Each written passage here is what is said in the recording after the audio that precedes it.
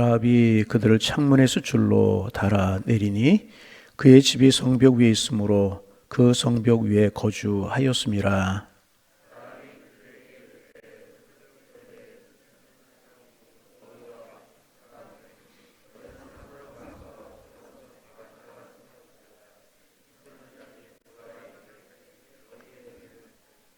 그 사람들이 그에게 이르되 내가 우리에게 서약하게 한 이 맹세에 대하여 우리가 허물이 없게 하리니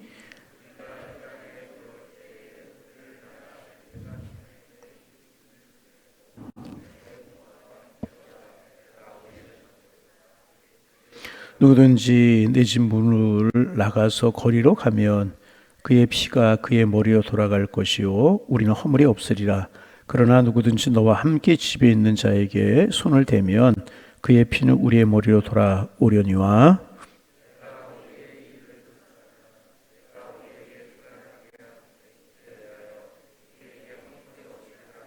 라합이 이르되 너희의 말대로 할 것이라 하고 그들을 보내어 가게 하고 붉은 줄을 창문에 매니라.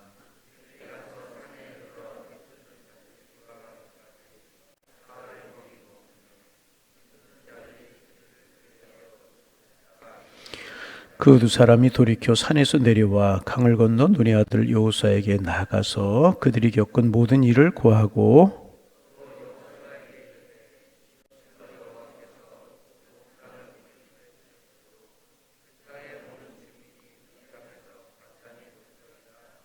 아멘. 계속해서 이제 여호수아가 여리고성에 파송한 두 정탐꾼 이야기 그리고 라합 이야기 오늘도 이제 계속이 됩니다. 기생 라합이 두 정탐꾼을 자기 집에 숨겨주고 피하게 해서 두 정탐꾼이 여리고 군대의 추격을 피하게 되는데 이제 두 정탐꾼이 그렇게 생명이 보존이 되었어요.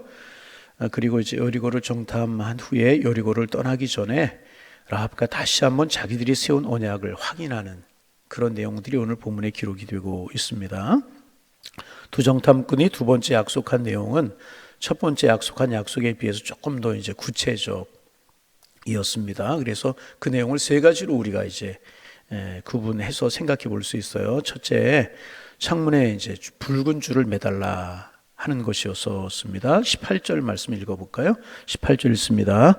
우리가 이 땅에 들어올 때에 우리를 달아내린 창문에 이 붉은 줄을 매고 내 부모와 형제와 내 아버지의 가족을 다 내 집에 모으라. 그 두 정탐꾼은 아마 쉽게 생각하면 그냥 나타나는 현상 그대로 생각하면 라합의 집을 잡기 쉬워야 될 것이라고 생각을 했던 것 같아요. 성 위에 집들이 있고 그 성 위에는 비슷한 집들이 다 다닥다닥 붙어 있기 때문에 시간이 지난 후에 그리고 여리고를 정복하는 전쟁이 벌어지게 되면 상황이 아주 가팍하게 돌아갈 것 아니겠습니까? 그렇게 되게 되면 그때 라합의 집을 찾는 것이 어려울 수 있었기 때문에 붉은 줄을 매달면 그것이 눈에 띄게 하기 위해서 붉은 줄을 매달으라고, 그래서 먼 곳에서도 그것이 라합의 집이라고 하는 것을 알 수 있도록 창문에 붉은 줄을 매달게 이제 한 것이라고, 나타나는 현상만 보면 그렇게 이야기를 할 수가 있습니다. 그렇잖아요. 금방 구분이 돼야 되기 때문에 그 아수라장에서 전쟁하고 막 그런 속에서 그 집을 쉽게 찾을 수 있어야 되기 때문에 그때 붉은 줄을 매달아라. 이제 그렇게 이제 나타나는 현상으로 보면 한 것이고, 두 번째 이제 이 붉은 줄을 상징적인 의미로 그렇게 해석을 합니다.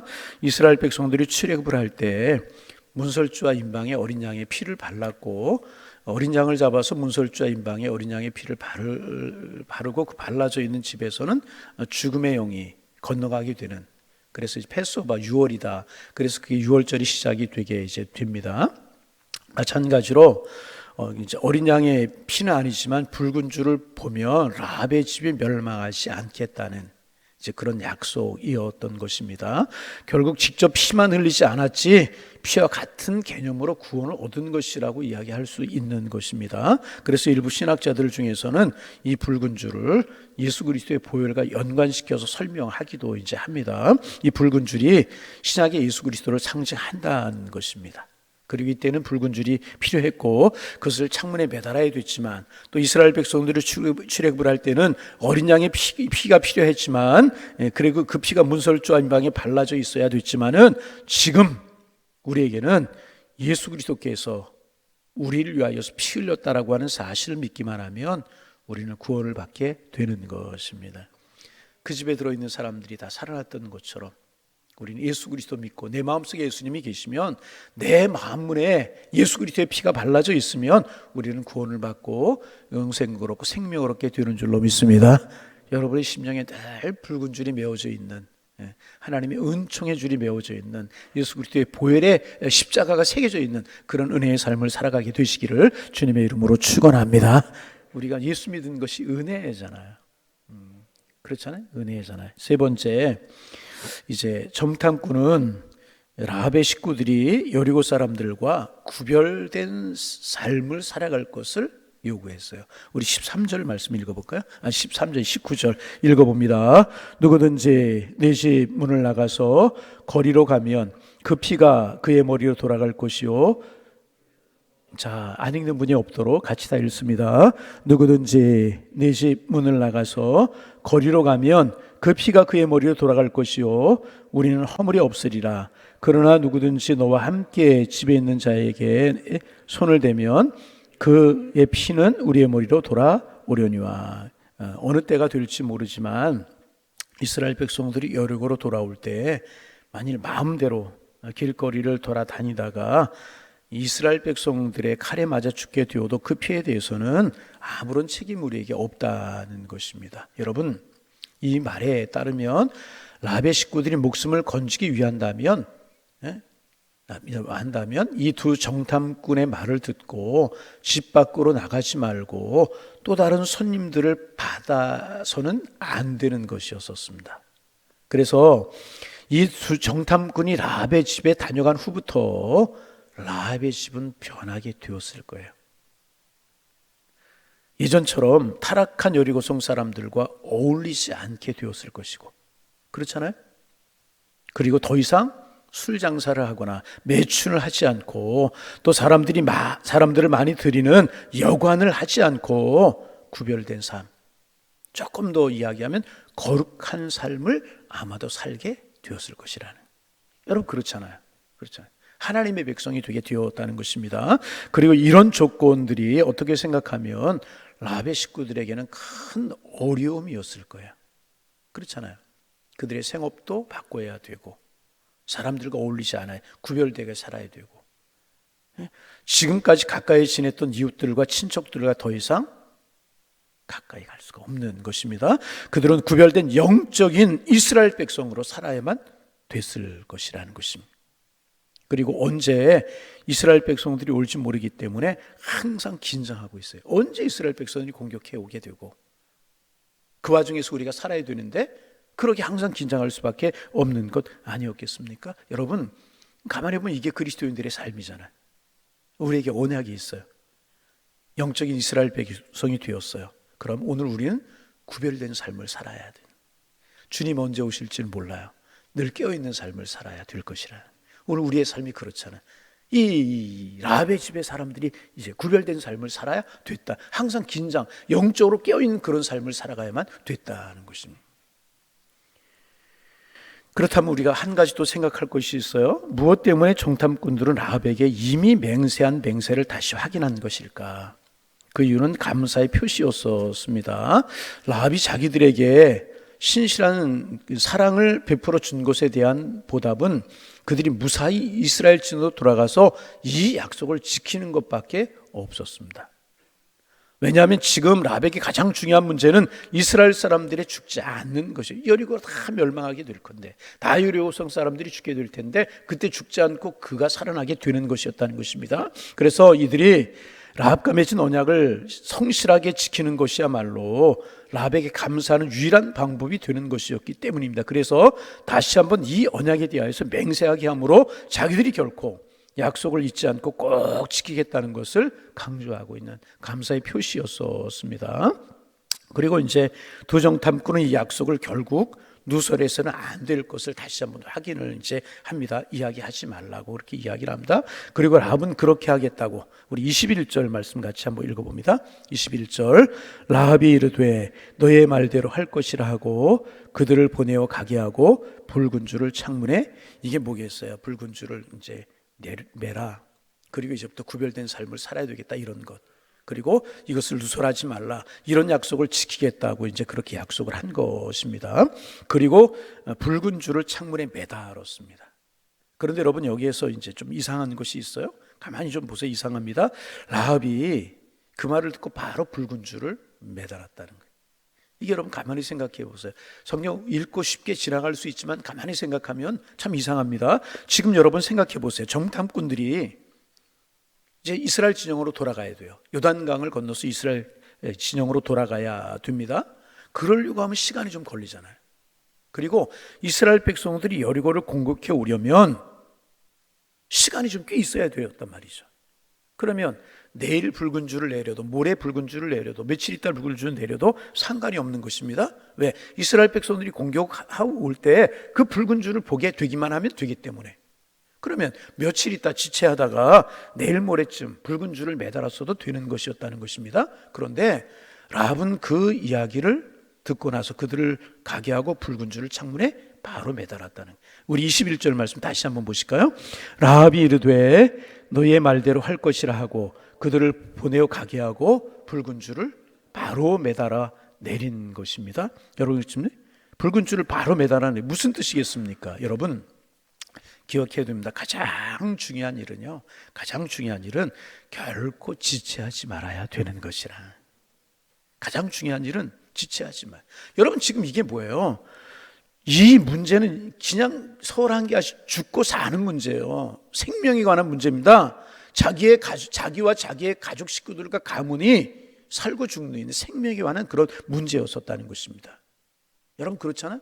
살고 죽는 그런 문제였었어요. 이렇게 중요한 문제는 시간의 여유와 상관없이 가장 먼저 해야 된다는 거예요. 아멘? 가장 먼저. 여러분, 사람들은요 아직 죽을 때가 멀었다고 생각해서 구원의 문제를 등한시하려고 할 때가 있어요. 그러나 구원의 문제는요 다른 어떤 일보다 우선해야 되게 되는 것이라. 그래서 여러분, 가족 구원의 문제 소홀하게 여기지 말고 되겠지 막연하게 생각하지 말고요, 기도해야 될 것이라. 여러분, 우리의 건강이 내일 어떻게 될지 어떻게 알아요? 건강 주셨을 때 핑계하지 말고 머뭇거리지 말고 주를 위해 살 수 있는 최선을 다해야 될 것이라.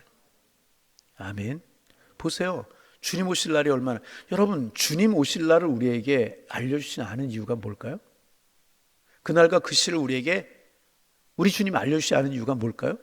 그날과 그 시를 알면 1시간 전에, 2시간 전에, 3일 전에 준비하면 되잖아요. 그럼 신앙의 공백이 생기게 되는 것이라. 그날과 그 시를 알지 못하게 하신 이유가 무엇인가? 늘 깨어 있으라는 거예요. 깨어 기도하라는 거야. 아멘. 이 중요한 생명에 관한 문제, 시간이 있다고 지체할 수 있는 이야기가 아니라는 것입니다. 그래서 두 정탐꾼이 돌아간 후에 라합의 집에서 가장 중요한 일은요, 그 붉은 줄이 잘 메어져 있는지 확인하는 것이었을 거예요. 바람에 날려가지 않았나? 어떻게 하다 떨어지지 않았나? 다시금 묶는 거 확인하고. 사람들이 아마 밖에 나가서 봤을 거예요. 멀리서도 이 붉은 줄이 잘 보일까? 붉은 줄이 흔들리면 다른 색깔로 보이지 않을까? 흔들리다 떨어지지 않을까? 다시 단단히 메고. 아마 정탐꾼들이 돌아가고 난 후에 매일같이 라합의 가족들이 하는 일, 이거 아니었겠습니까? 여러분, 우리의 마음이 주님께 고정되어 있으십니까? 주님 사랑하십니까? 여러분, 무엇보다 이거 중요한 거예요. 늘 내가 깨어 있는가? 이거. 시간이 있다고 천천히 결코 아니라는 것입니다. 이 문제보다 중요한 문제가 없는 것이. 그 줄이 자기들의 목숨을 지켜주는 보증의 줄이었었어요. 늘 점검하고 늘 그랬을 거 아니겠어요? 그래서 사도 바울이 우리에게 뭐라고 이야기합니까? 너희의 믿음을 확증하라 그랬어요. 너희의 믿음 있는 거 확증하라. 늘 확증하라. 여러분, 예수 그리스도 붙들고 계시고 예수 그리스도 안에 오늘도 거하고 계십니까? 자신이 없으세요? 오늘도 주님 안에 거하는 삶을 살고 계십니까?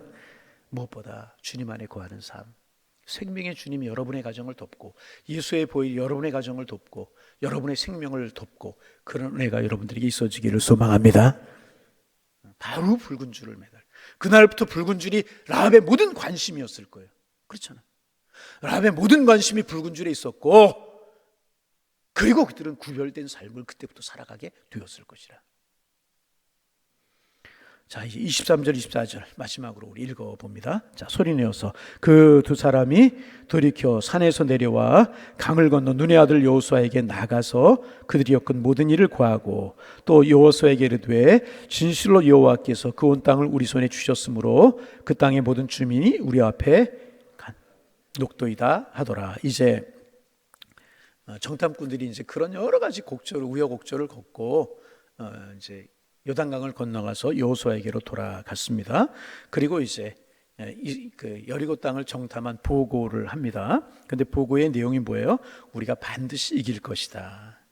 우리가 반드시 승리하게 될 것이다. 비록 여러분 정탐꾼들의 이 보고지만 아멘하면 우리가 이 사실에 동참하는 거잖아요. 우리가 반드시 이기게 될 것이다. 우리가 반드시 승리하게 될 것이다. 응?